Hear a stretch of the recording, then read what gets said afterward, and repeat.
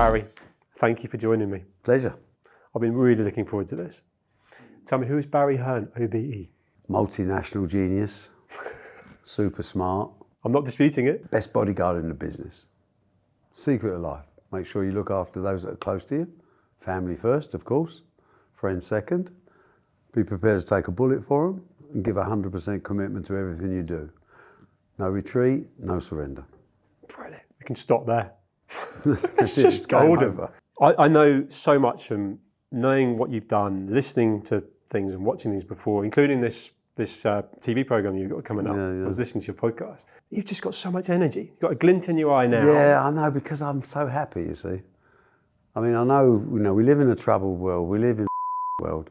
And when you're doing sports events, it's the same things. The ultimate is to give people escapism into another world where they're having fun. And fun seems to be something that, money can buy you most things. It can't buy you fun.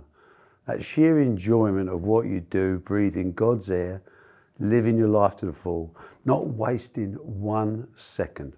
My father had 6 heart attacks from 28 to 43 and died at 43. His father died at 44 and his father died at 43. You're going to be 77 in June. Because I'm a phenomenon. But the only lesson that taught me was, don't waste. The only thing my father ever told me that made any sense at all was, don't waste a second. Life's too. So you mustn't, we have to take things seriously at certain times. But the ideal aim is to take life not so seriously. At the end of the day, it's a very trite phrase that, we're just going through a period of time that starts in tears of happiness and ends in tears of sadness. The bit in the middle is what interests me. What do you do for fun? Because you've mixed. Interesting. And a key part of what you've done is storytelling. Yeah. And by doing storytelling, you're having fun. You've created characters along the way, characters that have then built It goes back a little bit further than that, you see. When I looked at different aspects of the sports scene especially, is I realised that some people with blazers on take sport too seriously. It is, for some people, it's a living, but for most of us, it's an enjoyment, a passion, a pastime. So what we're doing is we're trying to create a soap opera within a sport. So we used to describe it as snooker was Dallas with balls, darts is Coronation Street with arrows. The most important thing is the storytelling involves getting people to understand, to recognise, to identify with certain characters in this soap opera. So personality-driven sport is the most important thing to ensure longevity, because inevitably, you always remember the first football side you ever watched, the whole of your life. And generally that side will be your team for the rest of your life. Similarly in our world is, we have to draw people in by way of identification with personalities or people that are starring in certain sports. And so there was an element of you pioneering something that certainly wasn't being done in the UK. Yeah, you're being a bit too kind. I'm a little bit more restrictive than that. See, I'm working class. The fact that I've made an inordinate amount of money is neither here nor there. It's okay, but don't change my life. My values are still working class. So, as I said to my son the other day, who is obviously a different class, I'm very much in love with him, he's a brilliant guy. I said, if I ever see you walk past a £10 note on the floor, I'll cut you out of my will. So you've got to understand where you come from. You've got to understand your own frailties, which we've all got. You've got to live with those, but in trying to improve yourself every day. William Gladstone said on his deathbed, I have been a learner all my life. I think he was 88. I understand what he says now. I learn something every day about people, about business, about life. And it fascinates me, the evolution of that during your own years on this earth. But what you all know is we're all dealing with something very limited. So you've got to be passionate about it. When you're passionate, work does not become work. It becomes a way of life. My wife will tell you, I'm a sad. Why? Because I alter my ratings on snooker and darts every single match live by hand. She says that's sad. I say, you watch EastEnders. I can't think of anything sadder. We are involved, we're immersed in our life and our business, and we have a dream just to be one simple thing, be the best you can be. So I like fighting people, not now, I'm getting a bit old, I like playing sport, and I'm not necessarily very good. But in everything I do, I aim just to be the best I can be. And whatever it is, God will decide, not me. And there's so much that you've done, and there's so much that you're still doing. Yeah. And of course, there's Eddie with the legacy side of things now, and I know how proud you are of him. You can feel that. And of course, proud of what you've been able to do to have that sort of platform, if you like, for him to come in and then steer. Yeah, but what have you not done? Is there anything that, because it feels like you're, in a non-arrogant way, you're very content, but still driven. But is there anything you haven't achieved that you'd like to? I have a compartment in my brain. So all my failures, all my disappointments are compartmentalised in an area that I never revisit. I don't set impossible Really interesting targets. mindset. So you just shut the door. Shut the door. It doesn't happen. Someone dies. It doesn't happen. They never exist. Did that take time to manage? Was there a younger version of Barry where you opened the door and shut it open short? Now you just shut it? I think I was always like that. You see, I'm very realistic as well. So if I can't change anything, and none of us can change our past, I don't try to change anything because it's a total waste of time. And working back again, time is the only thing I can't afford to waste. So why bother to go things where you can't have an effect on it? You can learn by those experiences, of course, but you don't dwell on them because there's no point. You know, I always remember when people close to me die, I'm sad they're dead, but I don't think about them the second afterwards. Their journey's ended, they've moved, they've finished. They can't affect my life. I must move on. That's interesting.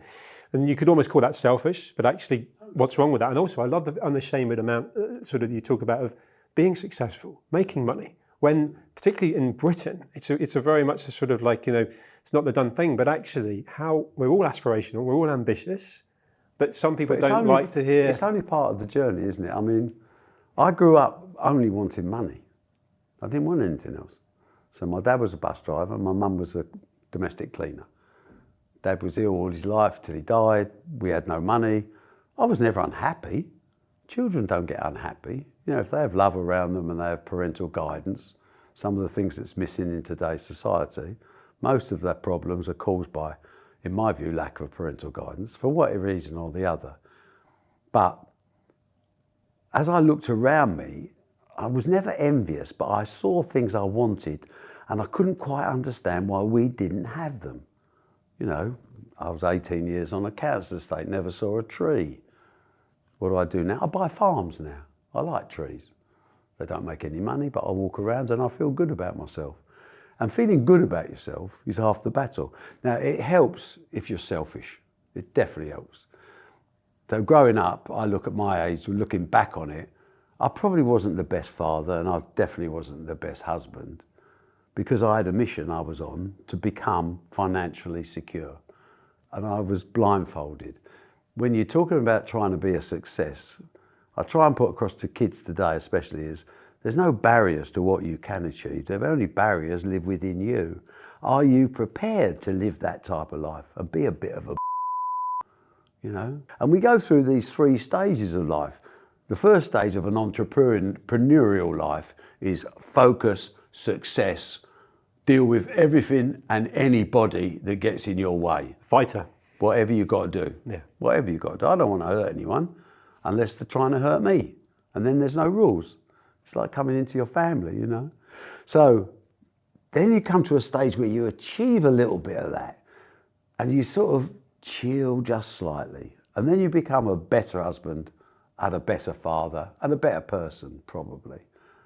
Then you come to the 3rd stage of your life, you think, job's over.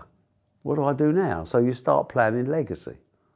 And that's the phase you're in. And that's the phase I'm in. Because there's no now. retirement for you, right? No. I mean, you'll always be working on something and doing something because it's what stimulates you. It's what gets me out of bed in the morning. I mean, the beauty of my life at the moment is I probably get up when I wake up. You know, I don't do the 5 o'clock starts in the morning, only very occasionally. What do you do? Because you're in good shape. You've got a proper twinkle in your eye and you look fit. So what have you got a morning routine? Yeah. What works for you? Well, I've got a routine of life, but I don't like boundaries and I don't like to limit myself. So if you start off by saying there's 24 hours in a day, I like to sleep. You know, so I'll always have 8 hours at least. So you prioritise that? Yeah. because it relaxes me. But when I wake up, my pulse, except I've actually put a pulse meter on to check this. So my pulse goes up 5 or 6 beats as I arrive at my office.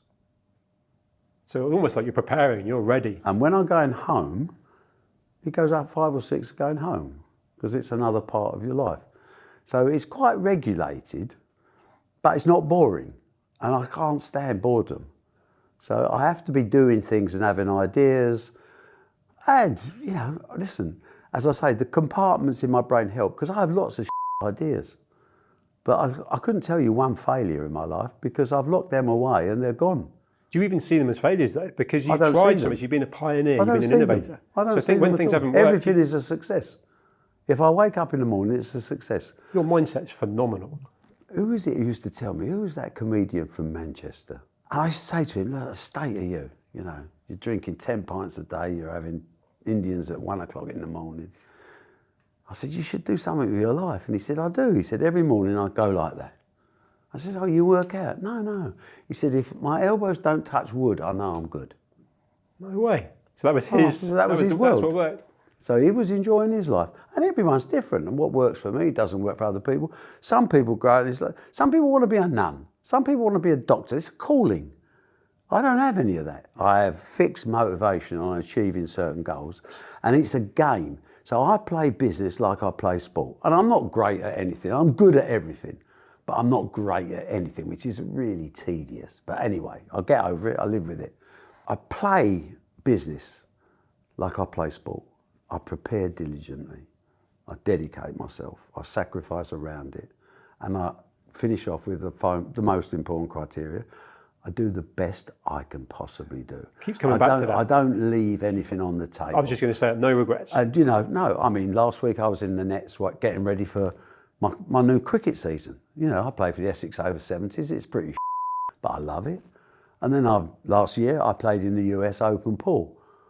I was terrible. I got beat 9-1. Yeah, but the one, I listened to something on the build-up on your podcast, that one that you got, you loved it. I was so happy with myself. And now, since then, standard tournament table in my house, I play every day because I'm going to play the UK Open and I'm going to get slaughtered again. But on that day, I will be the best I can be. And that applies to business every single day. And lots of rules around business that make you successful. Be respectful to other people. Be hard, but don't be immovable. Yeah. And we talked about a couple of people that are mutual friends of ours that have mutual respect for you. But the key person from a legacy building point of view is Eddie, your son. Mm-hmm. There's a dynamic there. Father myself to 2 daughters. Mm-hmm. So I'm trying to if they do what I do rather than what I say, I'll be pleased because my work ethic's good, my mindset's good. How much of that do you feel went in to Eddie and seeing how you... I disappoint him sometimes because the one thing about getting older is you always tell the truth. One is because you're too old to remember all the lies. And secondly is it's a lot easier to tell the truth. And I don't call Eddie, I call him my son occasionally, but most of the time I refer to him as my project.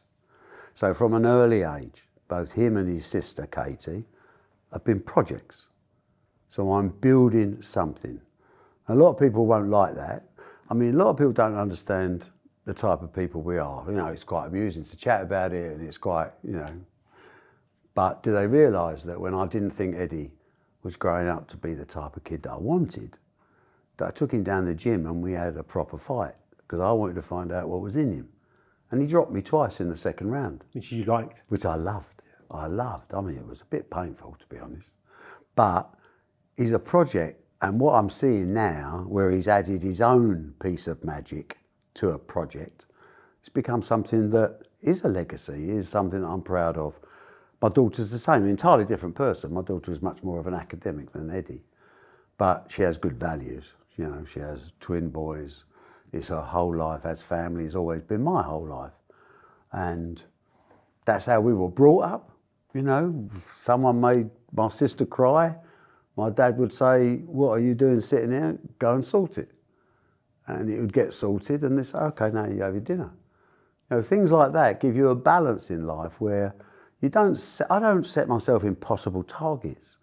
You know, I'm childlike, I need to be successful. I breed off that success. That keeps it simple, right? Yeah. And nothing more simple than business. Have you applied that to business? Because all the time. I'm a boring chartered accountant. I've done 54 years as a fellow of the Institute. I think I was the youngest ever fellow of the Institute of Chartered Accountants. I'm super smart. I like to give the impression I'm a barrow boy because it's quite a good image. People don't mess about with you. But it works for me, you know, and ultimately I am totally selfish. I spread it a little bit as though me and my family, but in the early days it was just me. I didn't give a monkey about anything, but I had goals that I wanted to achieve, and working class people, I always say, the fighters and the darts players and all those, first thing you do, you're going to make a load of money because I'm good at what I do. Second thing you do, you're going to pay off your mortgage. So if it all goes, you can look and say, especially in the case of boxers, you know, I've been damaged, because you're going to get damaged when you're a boxer. It's inevitable. You've got to be able to say, what did I get out of it? And then it's worth the price you're paying. For me, the same super good advice. And make sure you're prepared for that. The chartered accountant in you, I get, is sort of the business acumen and the sort of the bean counting, making money and knowing how to make money and protect money. But there's such a creativity with you. You know, creating the characters. That's the big difference I found with accountants and entrepreneurial accountants. Yes. You know, I had never had a time in my life where I wasn't running 2 or 3 businesses at the same time from 12 or 13 years old.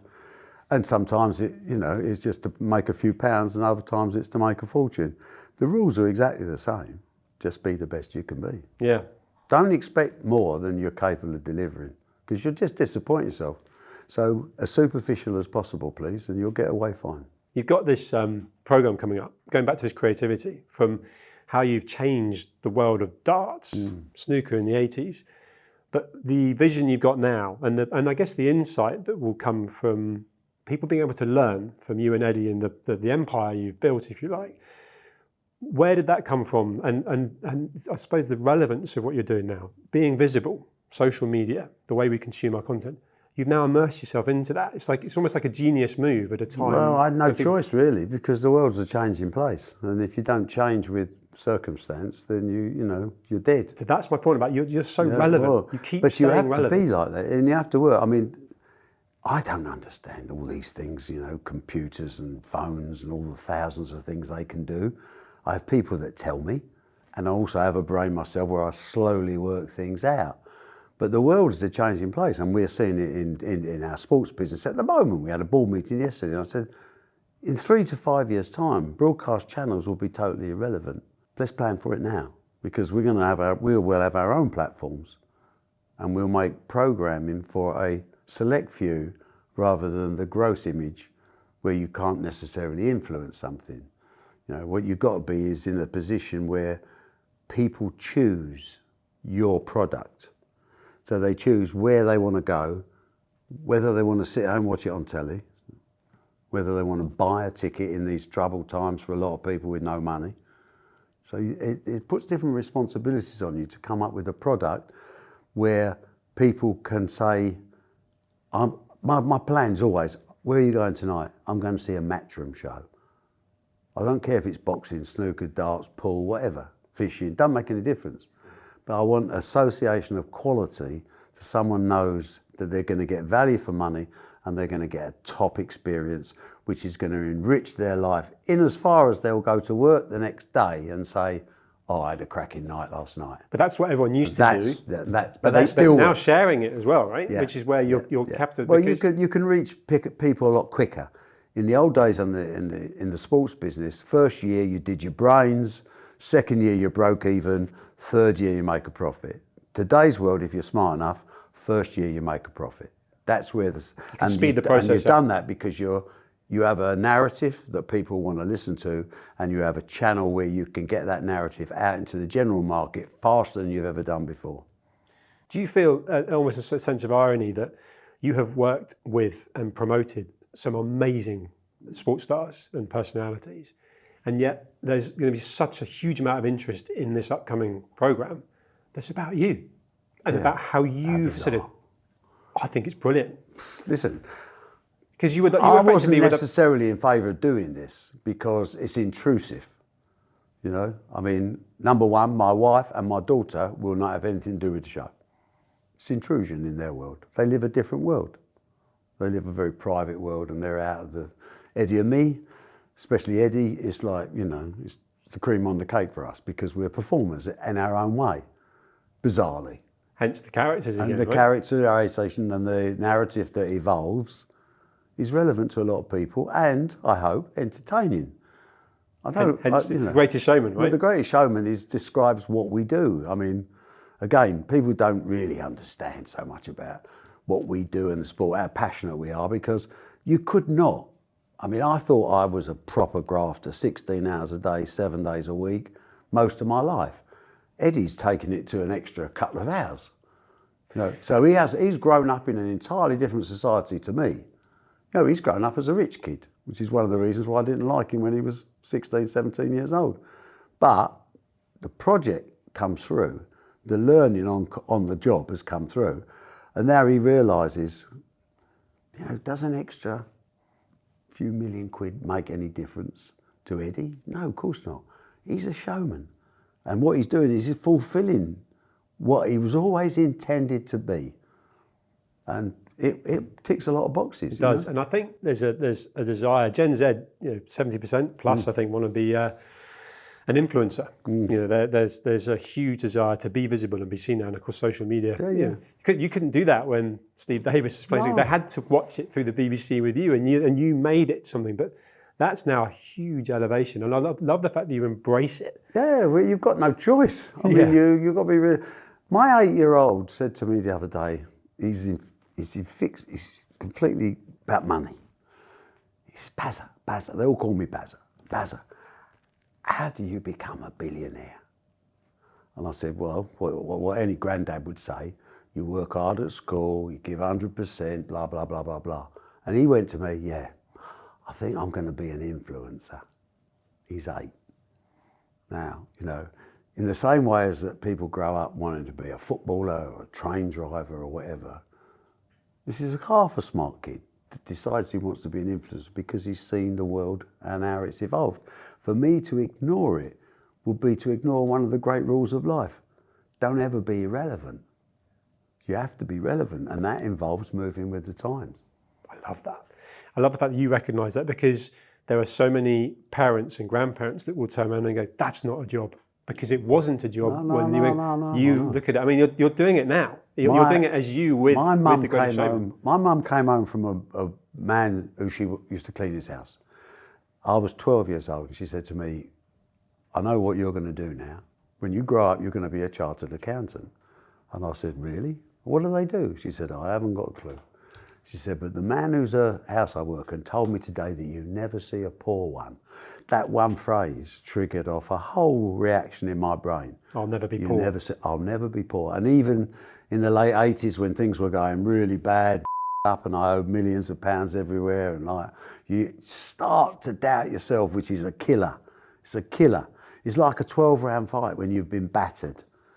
Do you see out the 12 rounds? Or do you say to the bloke in the corner, I've hurt my shoulder, pull me out? You know, that's the type of decisions you've got to make.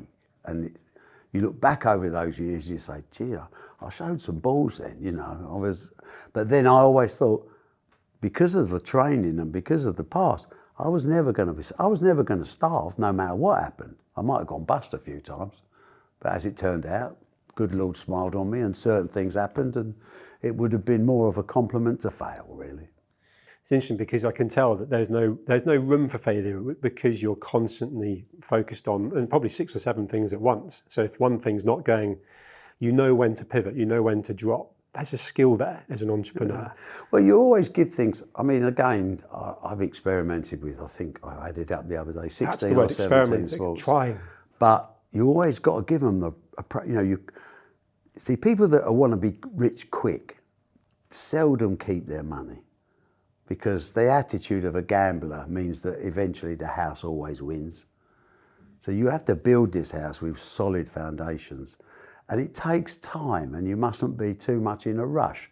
Someone said to me the other day, what would it be like, match would be like now if Eddie had run it from day one? I said, we'd have either been the biggest entertainment company by a country mile in the world, or we'd have gone skint. Yeah. See, accountant comes in and balances the books, brings a little bit of sensibility to it. No one gets a prize for being brave. Brave fighters get beat up. You've got to be good. You've got to think it through and be technical about it. It's brilliant. So when we look at our business now, we're at a lovely crossroads because we're so, I don't know how big we are, but we're sizable. Well, I think you built a unicorn ultimately. Yeah, no. I formed Matchroom in 1982. I'd made a bit of money on some, I was chairman of a snooker hall group, which sold out. Somehow I ended up owning a third of it, and I made a lot of money in 1982. I was going to retire. I was 34. I made £1.5 million. I thought, where I come from, that's it, game over. £1.5 million. I'm going to play cricket, I'm going to go fishing, and I'm going to play golf every day. I did it for 6 weeks. I'm climbing up walls. I've got to go. So I went to my lawyer. I said, I'm going to form a company. I'm going to call it Matchroom. He said, where does the name come from? I said, me and Steve Davis used to play snooker in the Matchroom at Romford. So that's our lucky name. He said, how much equity? I said, 100 quid. I said, there's £60. I gave him £60 in cash. I said, 60% for me because I have to have control. I said, 20% for Eddie, he's 3 years old. 20% for Katie, It's she's a proper 5 legacy years old. business. Yeah. So that £100 business is north of £1 billion value. And if you don't feel you've done a good job and you don't feel happy, you've only got one person to blame because you're setting yourself the wrong standards. I'm proud every day I wake up, and I'm prouder at the end of the day because it means I've had another day. You've been awarded OBE. There are so many things you can be proud of that I could name as achievements. What's the one achievement you're most proud of? Well, it's trite to say, but still being alive. I mean, obviously I had a couple of heart attacks, you know, and I've survived generational heart problems, and I've run marathons around the world and triathlons around the world, and I've tried everything without being particularly good at anything. But I've loved every second of every day. I'm more happy about my state of mind. And I think so much of it rests in the individual. You know, there's a lot of weakness out there. You know, with me, my big failure is I don't share my weaknesses with anybody, including wives and family. So if I've got something wrong, that's my problem as a man to sort out, and it stays as my problem. But when you say share your weaknesses, there's a very confident, competent chap sitting here now. Those weaknesses are moments in time. There's something you need to solve. They're not behavioural because your mindset and your output's huge. I don't solve them. So what you're really saying is I just get rid of them.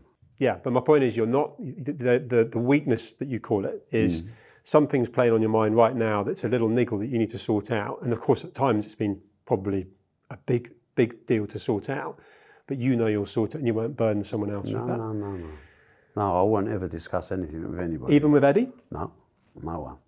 Does he come to you? Does he have that where he'll come to you because of the relationship? I think very occasionally, but we're very quite similar. And so he hates me calling him a project, but I said, actually, it's a benefit really, because I've brought you up how I want you to be brought up. And then we all had our own little bit of magic to it. And that's the secret that determines the difference between certain people.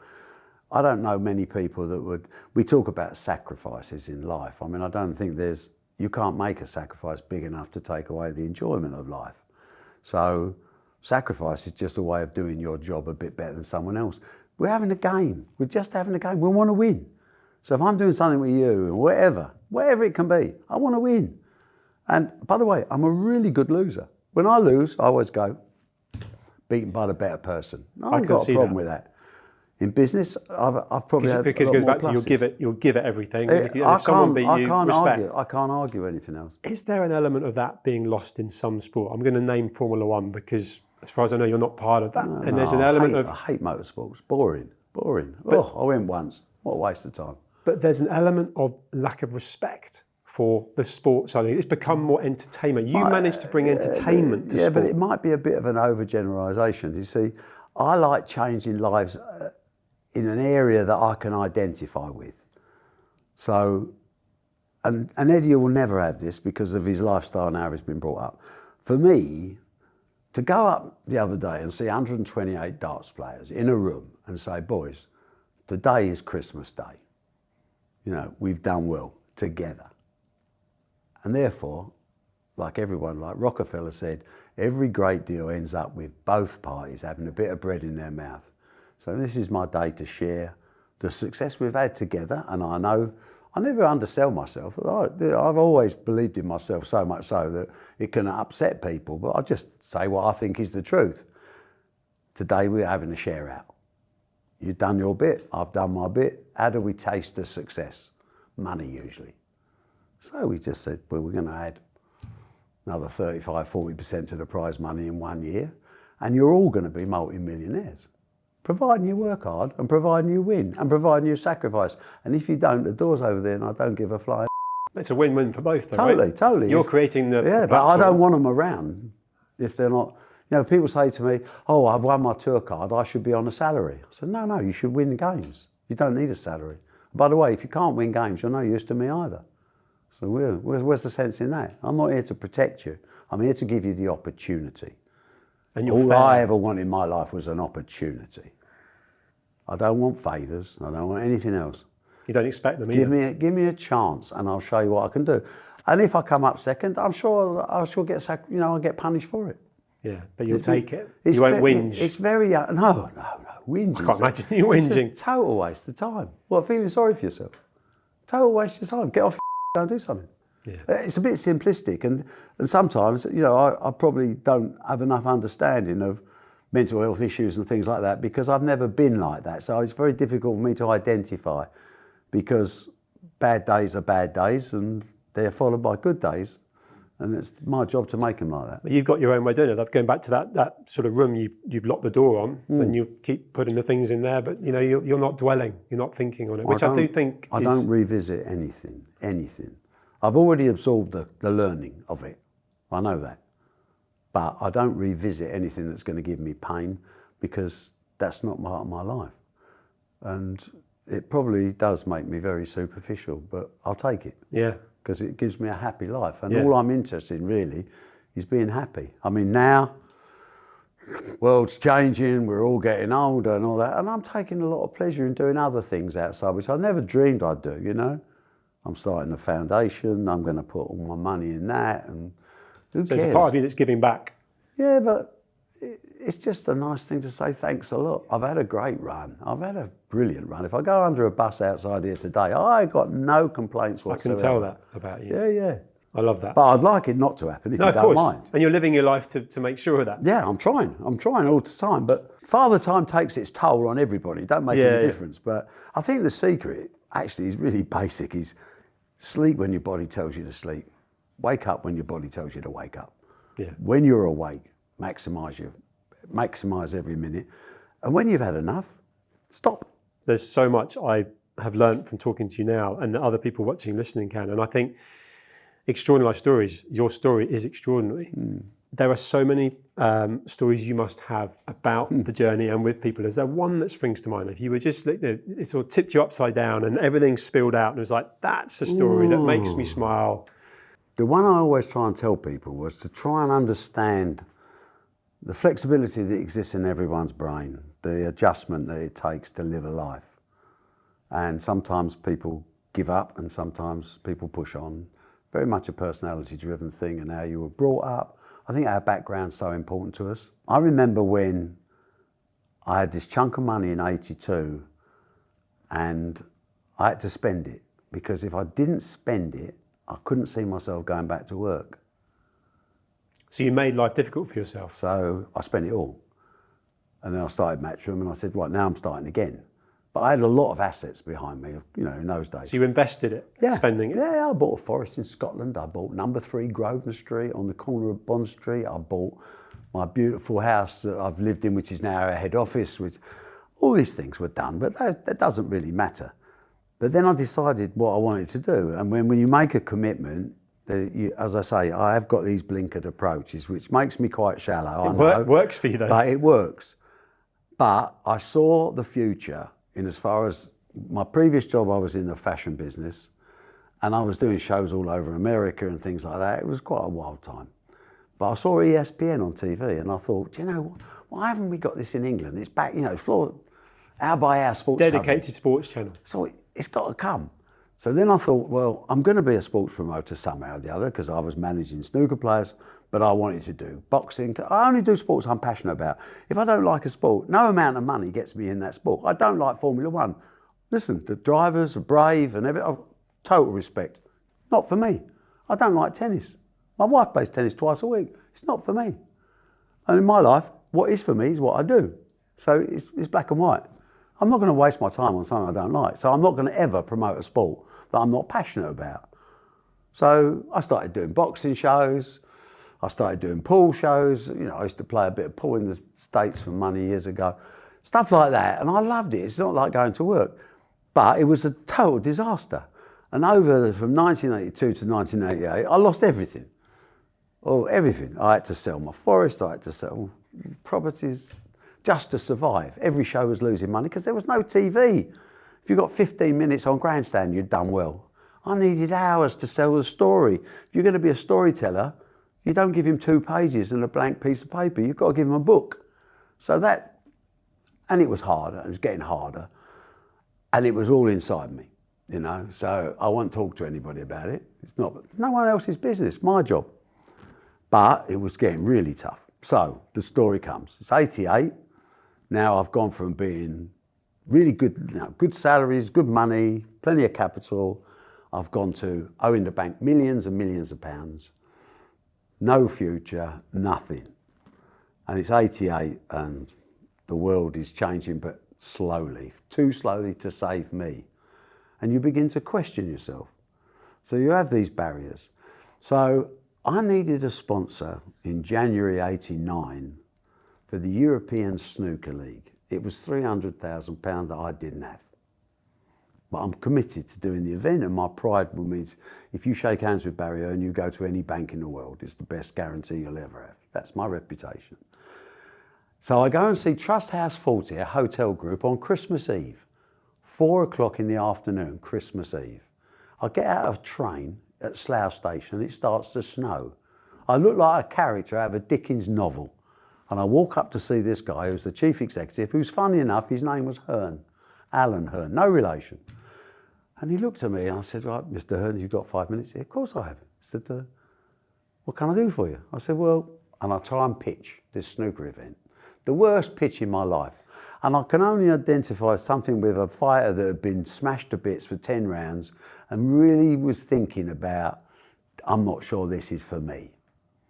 So I gave the worst pitch ever and he finished off and he said, well, very interesting, but we've got no money. That was the end. That was the end of me. The story that we're talking about before would never have happened. And I thought myself, as always, try and go out with a bit of class. So I just said, well, Mr. Hearn, I appreciate your problems. Let me wish you and your family a happy Christmas, a great New Year. Catch up sometime. As I went to walk out the door, he said, but I've got hotel rooms. And I turned around and said, what does that mean? He said, well, I've got no money. I said, no, I understood that bit. He said, but I've got the best hotels in the world. So he had Sandy Lane in Barbados, Jules Cinq in Paris, Waldorf in London. He said, I will give you £300,000 of hotel rooms, not cash, in exchange for that sponsorship, a barter deal. So we shook hands. I knew the deal was done. And by the time I'd walked from his office to Slough Station, I'd sold the lot to friends of mine in the travel business at a 40% discount. And I took 180 grand in cash. Not the biggest deal I've ever done. But it saved you. But the best deal. And not only did it save my business, it saved me.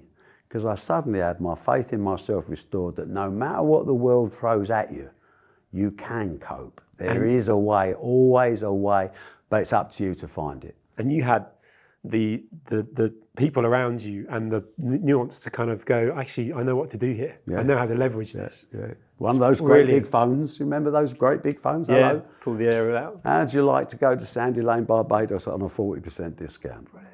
Cash. But you came alive again from the beaten fighter. Yeah. That was leaving with dignity. To then, I bet that evening must have been. I saw an opening, yes. And that was it. But they're always there if you don't give up. You are so inspirational to talk with, Barry. Thank you for making time. It's a pleasure. To talk with me today. I've loved it. I hope you have. Yeah, thank you. Lovely.